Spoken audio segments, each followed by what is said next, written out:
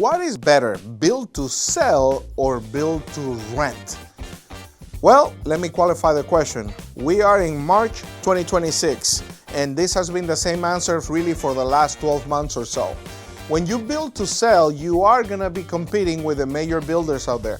And the major builders out there are giving a lot of incentives. So in a $300,000 home that huge national builders are selling, normally they are paying 3% or 4% commission to the agents, to the realtors, which that is normal in any market.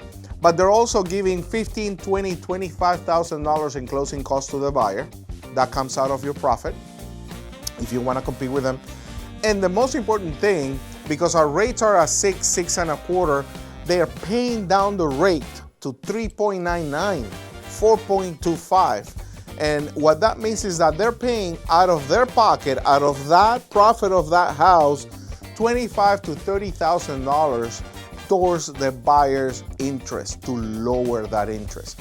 That means that between those $30,000 plus the $20,000 in closing costs plus the $15,000 to the realtor, you're at about $50,000 that you have to put out of pocket to be able to compete. So it doesn't matter how beautiful the house I built, if you are right next to one of these buildings, and right next I mean a mile, 2 miles, 3 miles, every buyer is gonna compare you to them and you're gonna have to compete. And because of that right now on this market, by the time that you give all those incentives, you really have very little or no profit.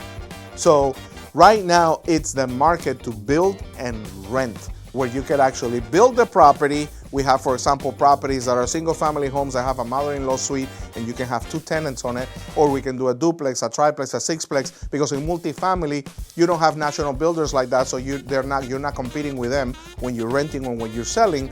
And then that way, you keep the property, you cash flow every year, and that property continues to go up every year. And 3 years out, 5 years out, between the compound equity that the property continues to get plus what you're getting on rent, you can exit with anywhere between 50 to 80% return on investment.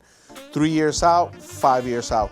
That is why now most investors are building to rent. And when that property goes up on value 3 years from now, you can either sell it, cash out, and go to the beach, or take equity out of that property and live with that equity with absolutely tax-free, or take that equity and let's do another property. So that 5-10 years from now, you have 3, 4, 5, 8 properties like this, and maybe in 10 years that you want to require, you cash out.